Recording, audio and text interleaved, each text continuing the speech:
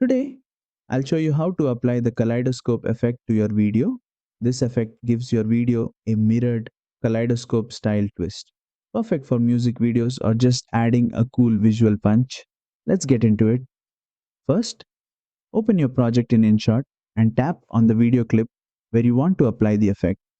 Now, head down to the toolbar and tap on Effect. From here, swipe over to the split category and look for the Kaleido effect.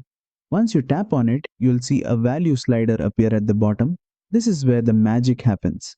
Drag the slider to the right to increase the number of mirror segments. The more you drag, the crazier and more detailed the kaleidoscope effect becomes.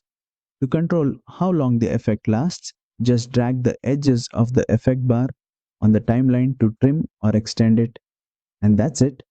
You've added the Kaleido effect in InShot and customized the number of mirrors using the value slider. If this tutorial helped, don't forget to like the video, share it with a friend and subscribe for more quick InShot editing tips.